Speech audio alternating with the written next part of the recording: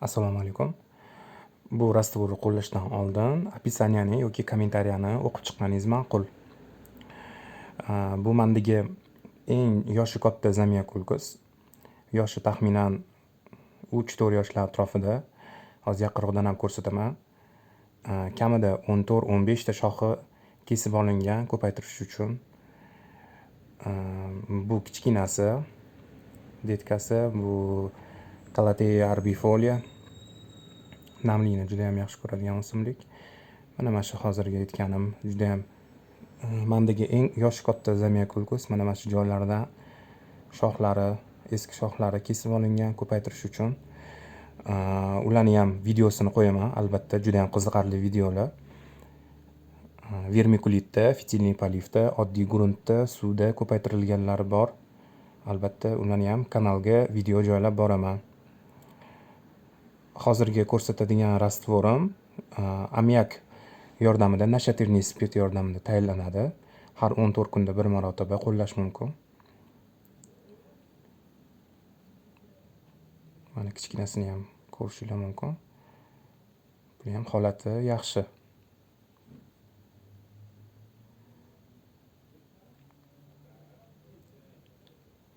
Bizga endi rastvor tayyorlashimiz uchun 1 litr iliq suv kerak bo'ladi.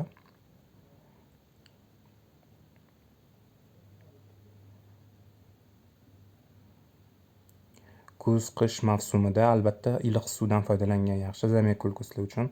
Bo'lmasa ildiz chirib qolishi mumkin. Mana endi ammiak kerak bo'ladi. Nashatirniy spirt. Aptekalarda 20%ligi, 10%ligi sotiladi. Hozir uni ham tushuntirib o'taman. Va bizga sirkon kerak bo'ladi. Va 3-chi narsa monokaliy fosfat solsanglar ham bo'ladi 1 gram 1 litr suvga. Xuddi shu aralashmaga. Agarda sizga nashatirniy spirt, ammiak 10%li bo'ladigan bo'lsa, siz 2 ml solasiz 1 litr suvga. Bu degani shprisda 2 ml, 2 kubik. Agarda 20%li ammiak bo'ladigan bo'lsa sizda, unda 1 ml solasiz. Undan oshiq solish mumkin emas. Mendagi ammiak 20%li, shuning uchun 1 ml soldim.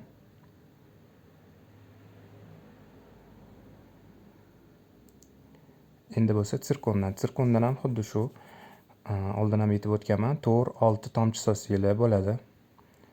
6 tomchi solsa ham bo'ladi, hech nima qilmaydi.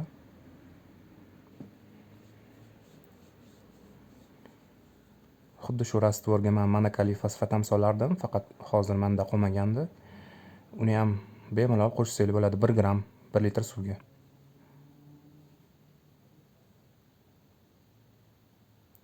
Yaxshilab aralashtirib olamiz tayyor bo'lgan rastvorni.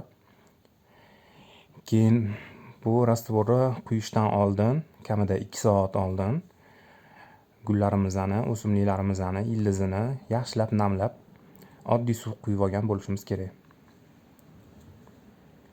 Bo'lmasa ildizlarini kuydirib qo'yishimiz mumkin.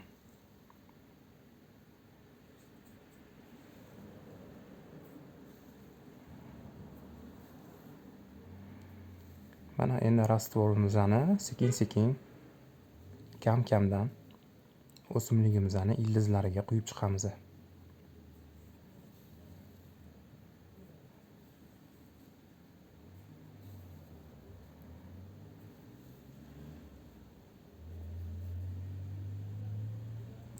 Bu katta Zamyakulkosimni ko'pchilik so'ragani nechta kartoshkasi bor, katta tuvaga ekilibdi deb. Buni tagida bitta katta kartoshkasi bor.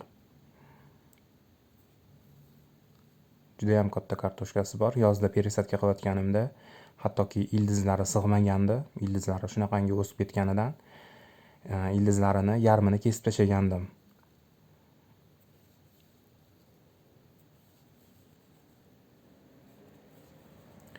Buni yana bir marta yaqinroqdan ko'rishingiz mumkin.